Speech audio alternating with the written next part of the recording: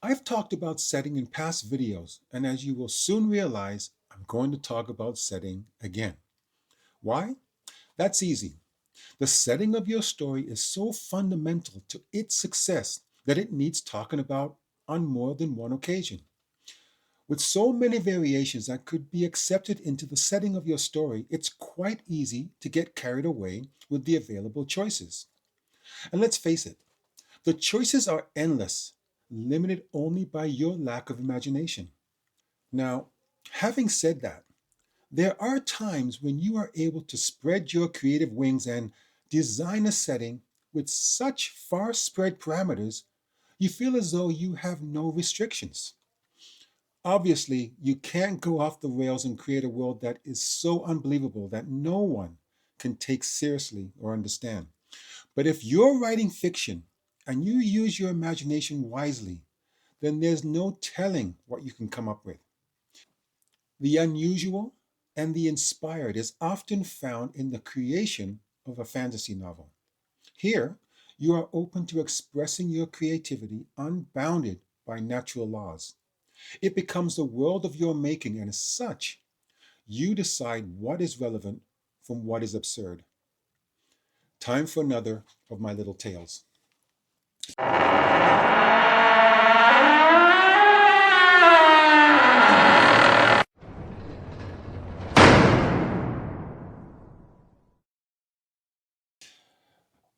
There is a lovely little town that sits alongside a large body of water.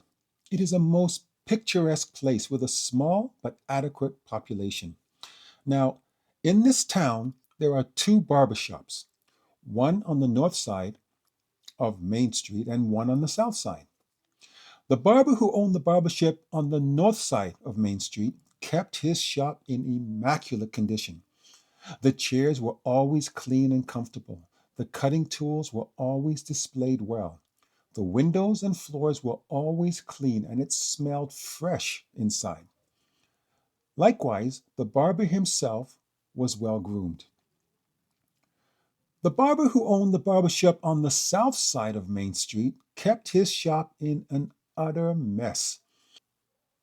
The chairs were untidy, the cutting tools were in disarray, the windows were so dirty you could barely see out of them, and the floor was filthy, and the front door had to be propped open because there was a slight stench inside.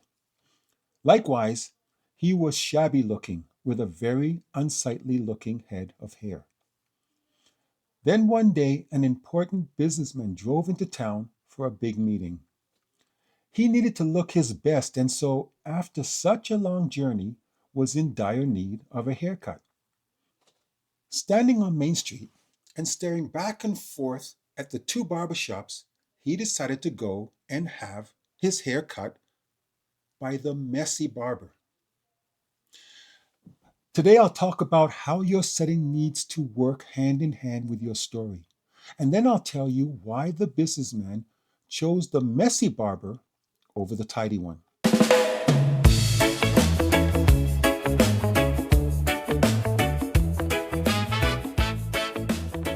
To start with, let's get a better understanding of some different types of settings. A planet in a distant solar system with two suns and over 100 moons. I'm sure somewhere in the universe this is plausible. A land where all the inhabitants are animals with the ability to speak. Man is actually an animal, so a planet where those who are furry and walk on four legs with the ability to speak is not so far fetched. The Chronicles of Narnia come to mind. Another important aspect of setting is that it can at times be the antagonist in your story. Believe it or not, your setting sometimes wears two hats. I know what some of you are thinking. What's next? Does the protagonist wear two hats too? Actually, yes. But let's examine this example for now. Think about a woman traveling to a remote part of the world when tragedy occurs and she is left stranded, alone, in the wilderness. Her jeep has broken down and her water has run out. She is your protagonist, and at that moment, she finds herself surrounded by nothing but wilderness. You could introduce another person into your story, making that person your antagonist, but let's say, for the purpose of this little example, she's alone. Therefore, you have two choices. Make your protagonist also your antagonist. See, there's the two hats wearing protagonist thing you were wondering about.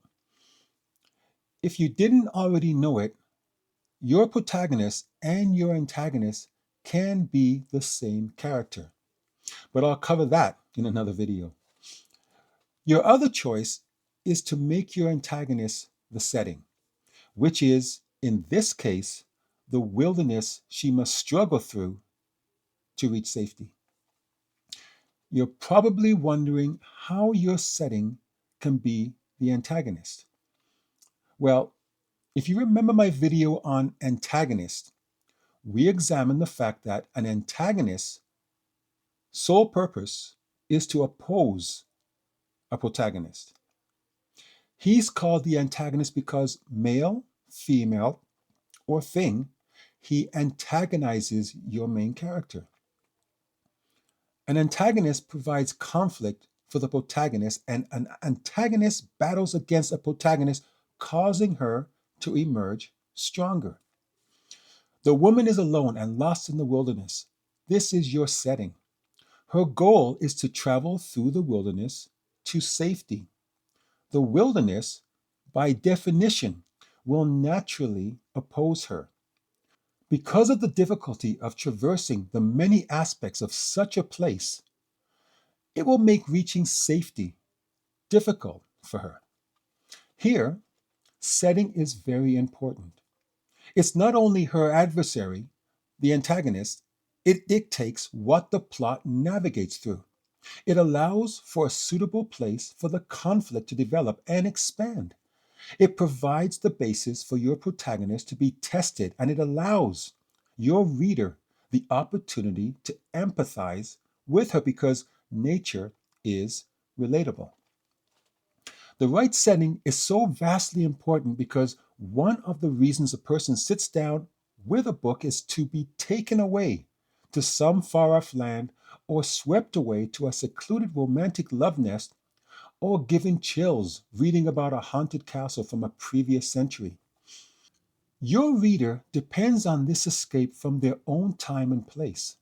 A person who may dream of sailing to an exotic island might never realize such a place outside of a good descriptive novel.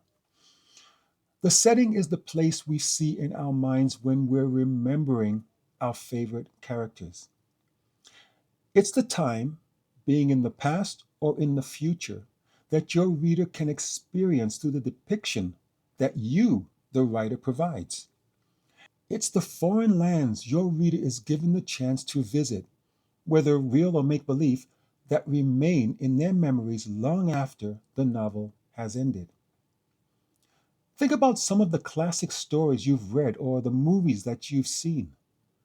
Apart from the characters, what stands out in your memory? Do you remember the movie Waterworld? Here, the setting is paramount. To put it simply, it's about the journey to find land. This story couldn't work anywhere but in water. Otherwise, why the urgency to find land? Sure, the characters are important, but it's the water that is not only the basis for this story, but what aids in moving it forward while continuing to present a scenic and memorable backdrop. Think about yourself. Where did you grow up? What was your neighborhood like? What were you most likely to become under the influence of your environment? When did you grow up? 40s, the 60s, the 80s, the 2000s?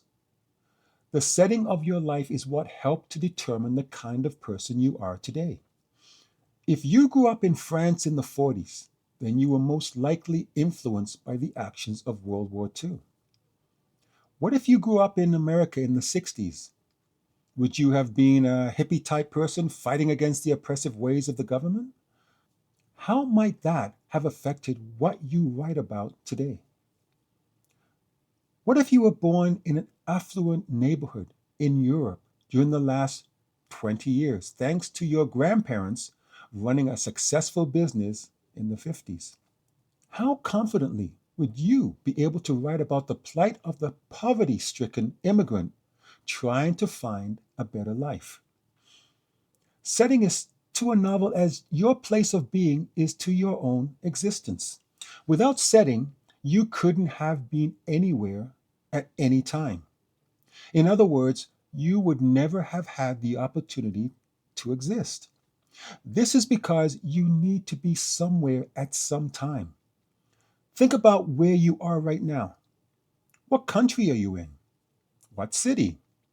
What type of dwelling? A house? An apartment? Are you just waking up or getting ready for bed? Is it a tropical paradise or a snow covered tundra? Regardless of whom you are or whatever character you create, each has to have a setting. Nothing can exist without one. So, for you to have any sort of success with any story you write, you must acknowledge the importance of your setting and the importance of it working with your story. Remember the movie Jaws about the terror that shark brought to the water? Like Waterworld or even Moby Dick, they need to work hand in hand with the story which must take place on the ocean. None of these stories would have anywhere near the same impact if their settings weren't just right. Imagine Jaws taking place in a body of water in Alaska. I don't think sharks like freezing cold water.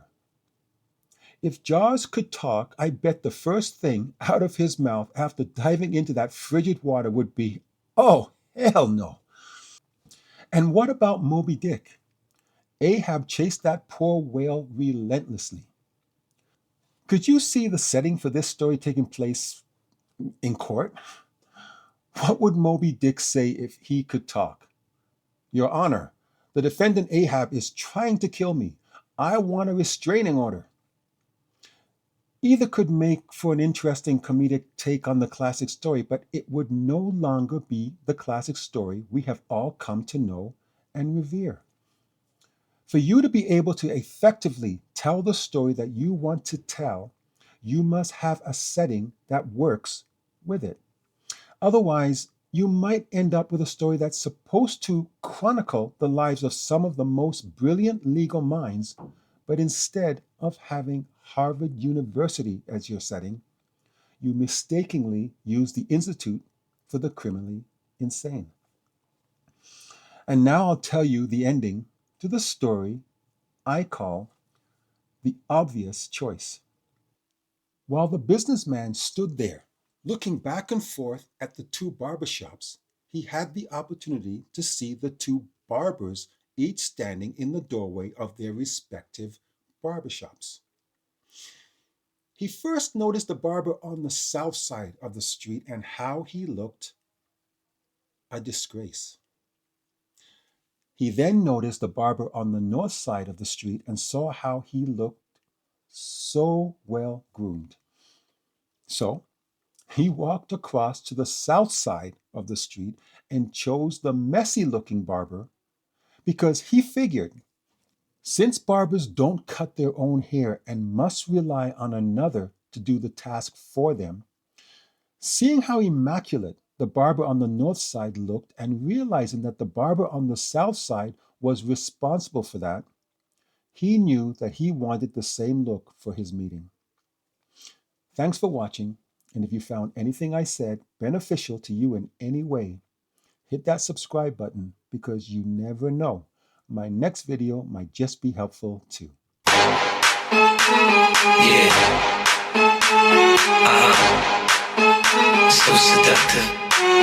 I take you to the candy shop.